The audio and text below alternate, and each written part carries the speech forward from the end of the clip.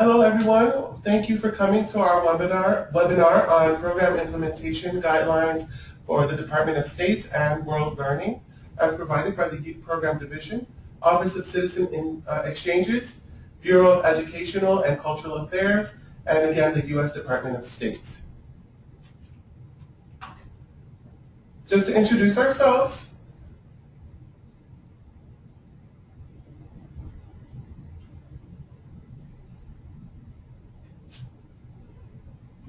It's a dramatic introduction.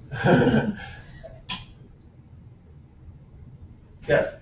So just to introduce yourself, that's me, Kathy Caban. I'm a Youth Program Associate for Short-Term Exchanges.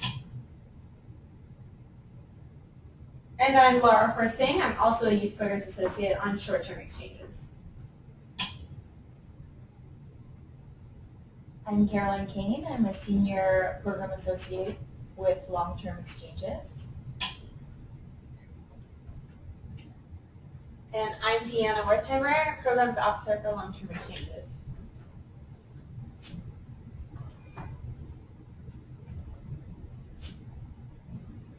Okay, so we don't have every one of our staff on the call today, but we did want to show you a brief picture of everyone's names.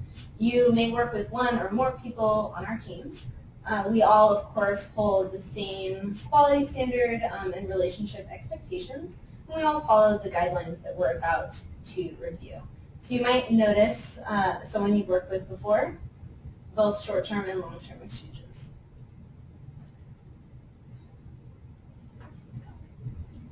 All right.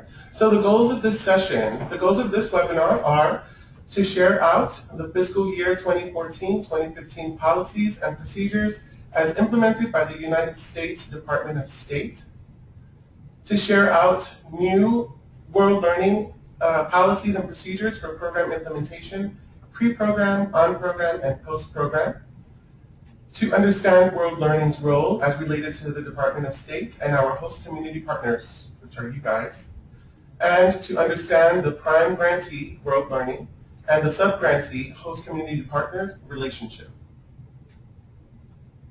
We're going to start with introduction of the DOS guidelines. And we're going to take about 15 minutes for the webinar and then have time for questions at the end.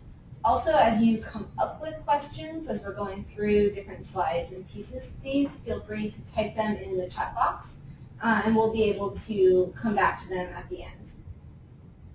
So, as you may know, any organization that receives an agreement for projects under the Youth Division are expected to follow the DOS guidelines. You also must adhere to any parameters outlined in the RFP, the request for proposals, or in the project objectives, goals, and implementation, as well as any agreement that you have with your prime grantee. Speaking to long-term exchanges, we have a special set of federal regulations, the J1 regulations, that we must follow. And most of these regulations do kind of mirror the Department of State guidelines, but they tend to be a little bit more in-depth. Great, so what follows, we're going to talk a little bit about the World Learning, Department of State, and the host community partner relationship pre-program. So as the sub-awardee organization, again, you guys, the community-based organization or the host community organization, you are responsible for the host community component. Additionally, World Learning requires sub-awardees to communicate regularly. I just wanted to talk a little bit about the graphic that's here. On the top you have the Department of State, and that is the funder. That's where we get all of our guidelines, and then we disseminate that information to you. They are also the entity for which we are accountable. And then World Learning is, again, the prime grantee. And then the community-based organization, or the CBO, is the sub-grantee.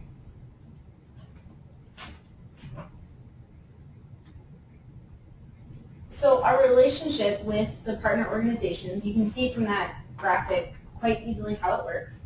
But it also means that communication will be happening throughout the exchange. And we love communication here at World Learning. So we'll be communicating up the chain to the Department of State frequently.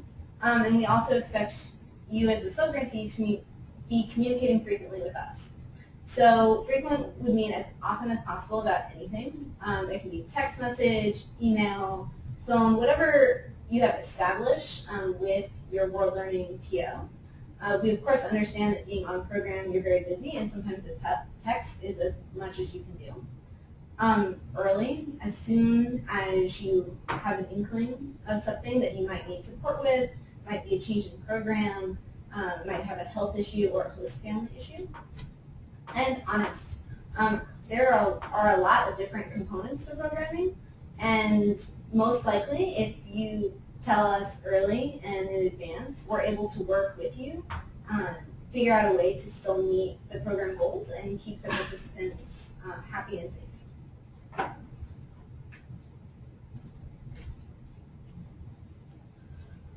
And continuing with our relationship with our partner organizations, for technical agreement questions, please consult your World Learning Program Officer as soon as possible. Laura just mentioned a little bit before about communicating with us as soon as possible and early and honestly. It's very, very important that we are in communication with each other about anything, but specifically for technical agreement questions such as budget and other programmatic needs. Contact your program officer. Also consult with the World Learning Program Officer in writing. It is important that we have a paper trail.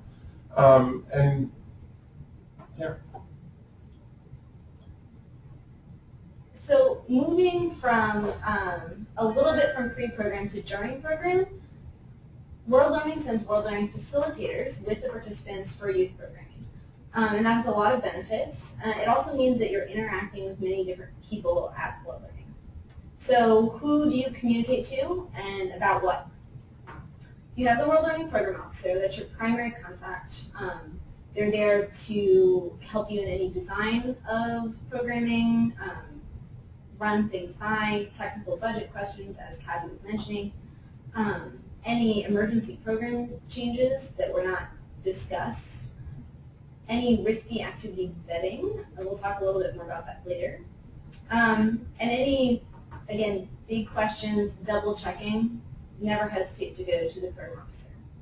In addition, you have the World Learning Facilitator, who is there with you on the ground and has deep knowledge of the participants and the private program, and they're there to provide content continuity, bridge gaps, really help solve conflicts with participants. They're also there as an additional check on health and safety, as you yourselves are as well. And we'll talk again more about health and safety in just a moment.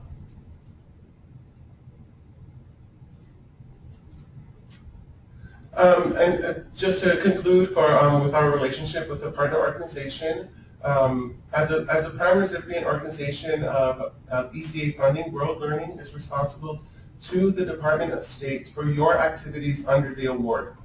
You are doing work in your name, the community-based organization's name, as a sub-grantee, as well as in World Learning's name as the prime grantee. Please ensure that program administration and financial management meets World Learning standards. Our standards are directly connected to ECA's protocols and standards, as we will need to report to ECA. So now that we've gone through our relationship, we have a quick example for you. So there's quite a few people on the call, so we're not going to put this out for answers, but we're just going to run through it. So let's say the program has started. You have the World Learning Facilitator on the ground with you, as well as the students. On Tuesday, you find a fantastic experiential learning activity. You were previously unaware of it, for the students to participate in on Wednesday. You have a less than ideal meeting on Wednesday now, and you want to switch them out. The World Learning Facilitator agrees that content-wise it would make sense. The activity costs $50 per participant. What do you do? So in this case, it seems that you've agreed that it's a good content change so far, but your first step would be to talk to the World Learning PO before making any decisions. And that's for a couple of reasons. It's a change in program, and it's not an emergency. It's the day before, but it's not day of, somebody calls you and cancels and you need to come up with something. So it's a change in program and needs to be cleared with the PO. And it also costs money. So depending on how your budget is set up, which will differ per program, that also may need the World Learning PO sign-off to make sure that it's a viable expense. Excellent. So we're going to start talking a little bit about kind of the nitty-gritties of programming. One of the things that comes up for us is detailed schedules. It is really essential that you provide detailed schedules for your program prior to each exchange. It must be detailed.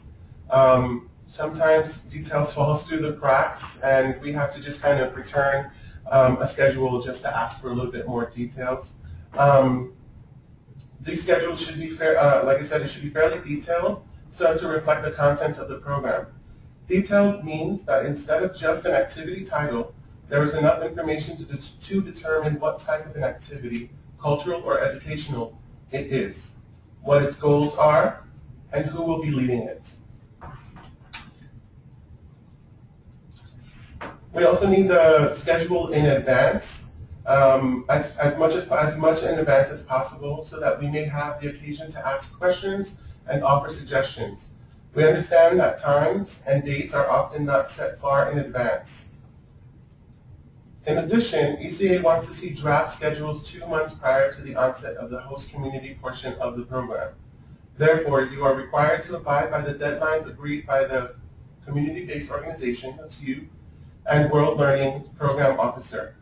Please update your World Learning Program Officer as the schedule is modified prior to and throughout the program. As long-term programs last for an academic year or semester, it would be crazy to ask for a completely detailed schedule for an entire year. So what we usually do is we ask for a semester schedule that will have a list, or dates for orientations and enhancement activities.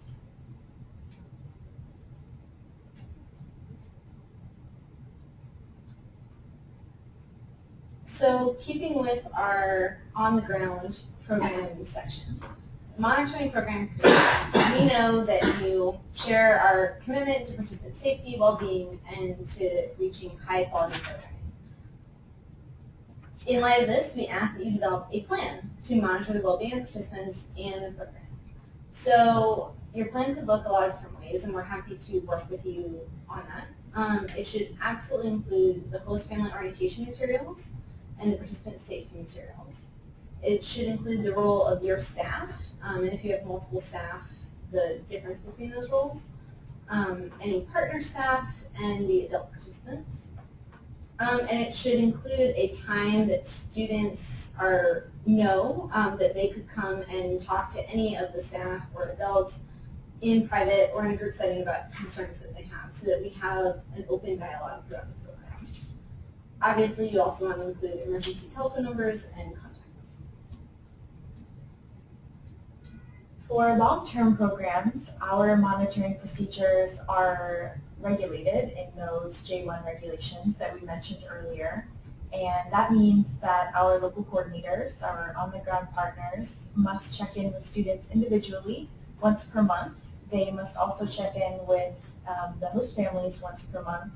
And they have a once per semester in-person requirement for host families, as well as the first monitoring event. So when they first meet the student, must be in person.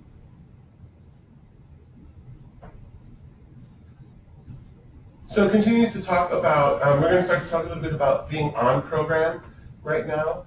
And one of the requirements, I don't know if requirements is the right word, but one thing that we do ask for you to do, the community-based organization, is to take photos on program. The World Learning Program Facilitator will also be taking photos as well. But as we all know, the cliche term, photos are worth 1,000 words. Great photos would be photos of program activities, photos of participants engaged in something active, such as their community service project, or giving presentations to their host communities. Unfortunately, post pictures in front of monuments or local sites of interest are generally not useful for our purposes. Photos for program impact. Photos of participants engaging with community members outside of the participant group and with different country, religious, ethnic, or racial groups within the participant group. Additionally, world learning, so there is, in order to use photos for your own organization's purposes, there has to be, and for world learning's purposes, there has to be a media release form that is signed either by the participant if they are 18 or older. If they are younger than 18, then it will be signed by the parent. If a participant or parent declines to sign this form, you may not use any of the photos of the participant. In some cases, this is an important security issue, so we ask you to be diligent in honoring it. And please contact your program officer for copies of photos if you need them, and also copies of the release forms. Along with photos, we have media. So what do you do when the paparazzi show up? Everyone loves their programs, right? We know this already. It's not uncommon for them to want to do a story on the program. There's just a couple of rules that we have to follow for that to happen. The first is the one Cabby was just talking about, which is the participant media release form. We do want to make sure that we are not putting anything out into the open without their consent. The other is that in any interactions, you should be indicating that this is a program of the U.S. Department of State. And we also would like to hear of any press coverage as soon as possible. And we will report that coverage as well to the Department of State Program Officer. So that we're all in the loop, we all have the links, and can continue to share what a great program it is. If you would like to search for your own media coverage, you can promote the program, certainly. In order to do that, you do need to have any press releases pre-approved. So you would send them to a World Learning Program Officer, and we would get them approved from the Department of State. There are some standard languages in the Department of State guidelines, and we're going to be sending those attached with the recording of the webinar. And that standard language is, of course, always accepted, but we also need to know of any press coverage or stories, whether they be on the internet or a newspaper. So please let us know. The acknowledgement of the support of the State Department does need to be on any announcement, and that includes things like a homestay recruitment flyer. So any material that you are creating to send out to the public needs to have that standard support language. Again, we're going to be attaching that with the webinar. So, online technology is our next slide. Can you use, so a large question is, can you use social media on program? The answer is yes, with caveats. The ECA has created a document on online security called Your Safety and Security Online. That just shows all of the guidelines for which you can use in terms of social media on your program. The website is here on this PowerPoint slide that, on this PowerPoint that we will be sending to you after today's webinar. And so you can click this link. And then some of the handles that you can use for Twitter and for Facebook are here as well. You have the Bureau's Twitter is at ECA@state. The Assistant Secretary is at ECA_AS. And for Facebook, the Bureau's Facebook is Exchange Programs at State. If you have something to contribute to World Learning or ECA social media, contact your World Learning Program Officer. But you can also engage with your World Learning Program Facilitator on the ground if you have any questions about that.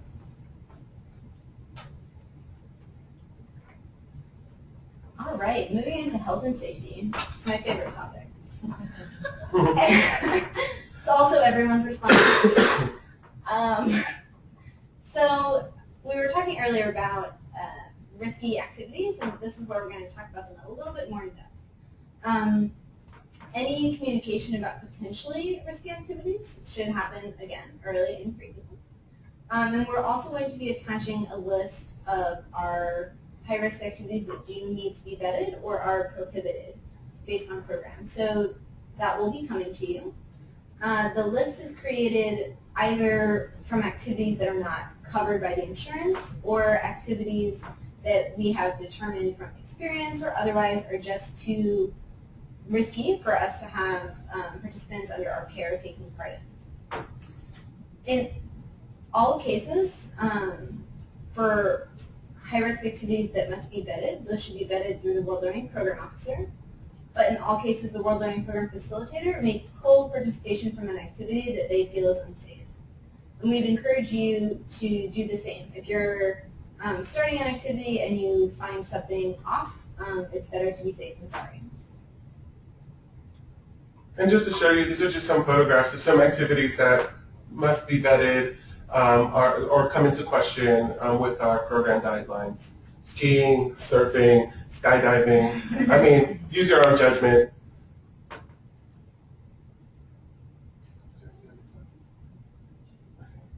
So continuing with health and safety and travel. Health and safety also includes knowing where your participants are at all times. Host families should inform the community partner prior to any travel over the weekend. Usually, as many of you know, usually participants are with the host community partner and the World Learning Program Facilitator Monday through Friday during a program, but sometimes the host family may want to take them to do some exciting activities during the weekend. Also, health and safety includes ensuring that everyone has the contact information and address for where participants will be traveling to. And if this travel includes crossing state lines, World Learning will request permission for travel from ECA. So that means that this information should be included in your host family orientation, because if they're thinking of fun activities to do with the participants, they need to know how far in advance they need to be telling you about that travel, especially if it's over state lines, because we will need to request permission. Just a quick word, and for long-term exchanges, there's not that same regulation in place to know of crossing state lines, but there are specific details that we will need anytime that a host family decides to travel with a student, or a host family or a student travels without a responsible adult. ASPE health insurance. This is health insurance that's under an agreement between the Department of State and Seven Corners called ASPE Health Insurance. World Learning Facilitators are experienced with the insurance, and they have the prime responsibility for dealing with that insurance in any hospital visits. But you should become familiar with it. It's helpful, and you can see the plan at the address included. Some quick facts that you might want to know. Pre-existing conditions are not covered. It's administered by Seven Corners. So if you were talking to a doctor, you should say Seven Corners as opposed to ASPE. It's secondary insurance coverage. If for some reason a participant is traveling with their own travel insurance, they would need to use that first. It also does not cover your staff or Americans on a U.S. program.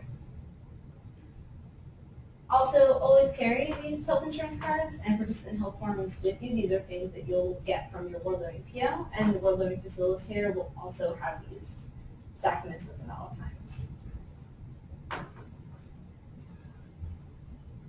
Now we have another scenario. So just imagine, a host parent calls to tell you that their student is not feeling well. What do you do? I think that common sense is probably the key here. Most of the host families have children of their own, and so they know how to handle or deal with a sick teen or a teen that's not feeling well.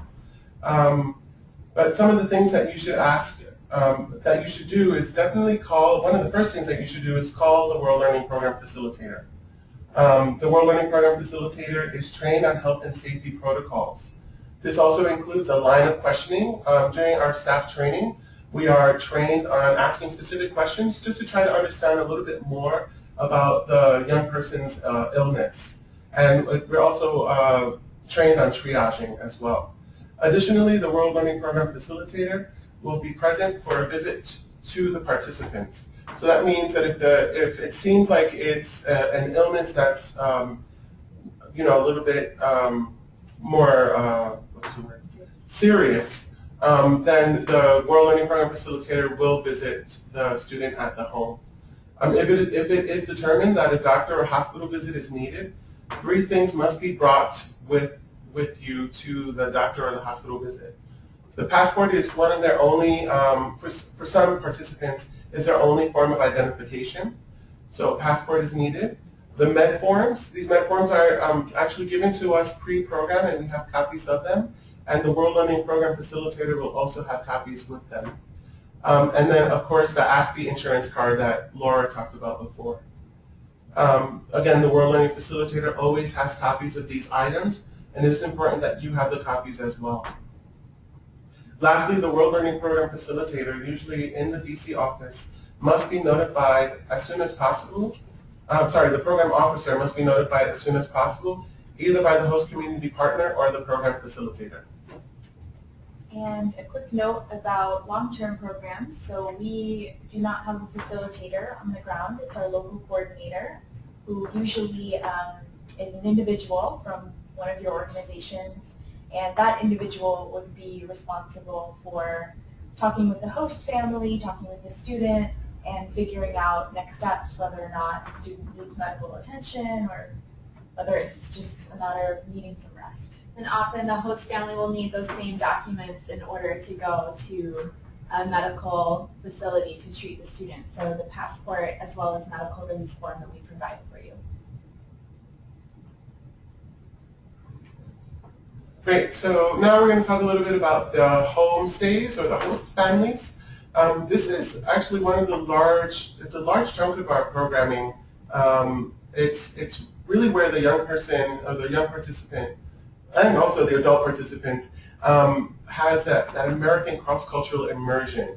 Staying with the host family, having dinner, talking about American life and culture, and also just hanging out with the teenagers. The Youth Leadership Program requires homestays with properly screened and briefed American families for a portion of the program, as this is an ideal way for exchange participants to get to know their host community and American cultures. It is required by the Department of State, so no hotels. Sorry, can't put kids up in hotels or program participants in hotels. We need, prior to the onset of the program, we need clear and detailed recruitment, screening, and selection processes so that we agree with World Learning and the community-based organization will agree on that process. And this process includes criminal background checks. Appropriate supervision of the host family is also important and needs to be part of the process, the monitoring process of the host families. Usually the host community partner will also do home visits just to make sure that the home is a safe place for the participants. Participants need to have either their own room or they can share a room with someone of the similar age and same gender, but they must have their own bed. Orientation is also needed at the beginning of the host community program. So this orientation is where the community-based organization talks to the host families about the program, cultural pieces that they might need to know, and also to talk about some of the themes that the programs might be around. We're also working on a new host family orientation materials that we'll be sending you later in the new year that should help out with any framework for those. In your homestays, note that World Learning, as the prime grantee, must provide ECA with the exact dates of the homestay and a list of the screened host family placements. So screened, as Cabby mentioned, means they've already been vetted, the background checks have been completed, and you're sure that these are appropriate host families. So we need the name, the contact information, and the participant name. prior to the start of the exchange. So the information needs to be given to World Learning following the strict timeline that's discussed at the beginning of the sub-award or of the agreement between the subgrade team and the primary team. It will be discussed prior, but it does need to meet the deadline and be communicated if there are any changes.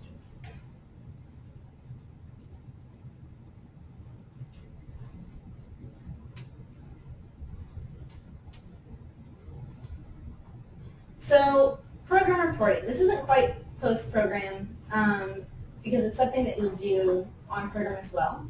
But quickly, I want to go through two of the big pieces. The first is highlights. Similar to photos of program participants, as I'm sure you're aware, highlights are really helpful for us to promote our programs and to really show the impact. The best ones are those that show that impact, that show the significant effect of an exchange program. They could be on a group of people or on an individual. Key pieces are the accomplishment, the context, and if you have one, a photo. So DOS provides a bi-weekly report to senior management in the Bureau and in the department of the accomplishments of our programs. And by you passing along these highlights to us, we're able to pass them along to them, and they're able to pass them up the chain. So once again, communication is really key for us to continue doing excellent programs and continue to get funded for excellent programs. Likewise, reports are a required program piece. The timeline for these reports will be discussed with your World Learning Program Officer, but they are required. They will be on your portion of the program, and they can include those same actionable significant effects as well as just a report on what you did when you were there. Facts and figures are helpful, but the most illuminating reports are the ones that have those effects. The knowledge and skills acquired by participants, how they might use them, any demonstration you've seen of attitude changes, or any evidence of continued contact between the participants and Americans. Please note that these reports are not the primary way to convey important programmatic information to the World Learning Program Officer. They are the conclusion, so they're great to take notes for these reports during the program, but they do not replace any communication pre or during program with the program officer.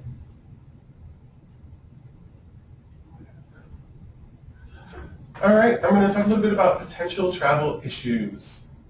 So World Learning manages the majority of travel issues. It is beneficial, though, for you to have an idea of the procedures we follow, as you may get questions from participants. And some of these things come up. What if a participant wants to travel during the program or stay in the United States after the program to visit relatives or friends? Or what if a participant does not complete the program, skips a plane connection, or simply does not return to his or her home country? I know, two big questions. Scary.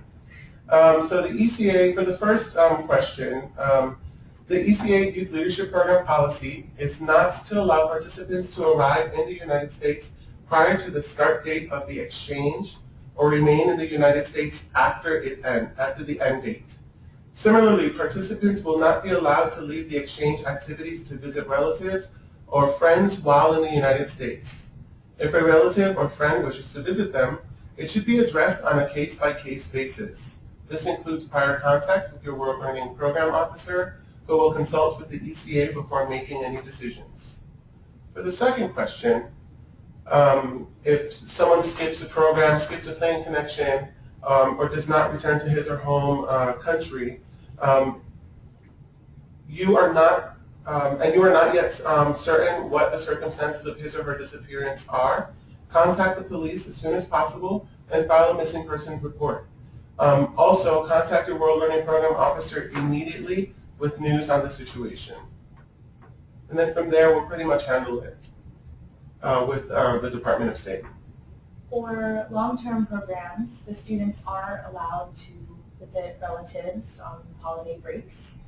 We do require that the students get permission from World Learning, from their host family, as well as their natural parents.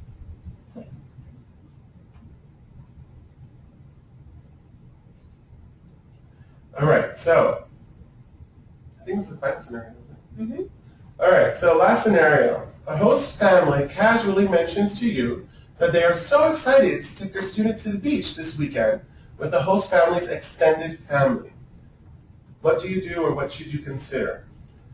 Some questions that you should ask is the beach out of state lines? If so, the World Learning Program officer needs to be contacted. The PO will ask the Department of State if the travel is allowed. Another question that you should ask is, what is the exact location and pertinent contact information? Just, again, talking about health and safety, so that we know where the student is at all times and we can contact them if needed. Another question is this an overnight trip? If so, the World Learning Program officer must be contacted. Additionally, host family's extended family must have a background check administered if they're going to be staying with them overnight. You also need to know dates and times of when they're expected to come and go on that weekend trip with the host family. And because you're dealing with water, you also should ask, what will the water safety supervision be, as well as the student's swimmability. So a lot of things to consider with a potentially small comment. That is nearing the end of our presentation. We are going to be sending you the recording of this presentation along with the documents that you see here, the DOS guidelines, the risky activities list we mentioned. We'll send you a copy of the participant rules. These are rules that World Learning participants sign before they participate in a program. So you can see what they're getting and know you'll be able to refer to that. Those rules include the visitor policy and, of course, World Learning contact information. We also have in the works prime and sub-grantee accountability checklists and host family orientation materials. So keep an eye out for more news on those after the new year. We want to go ahead and open it up for questions. So we're going to stop the recording of it and would love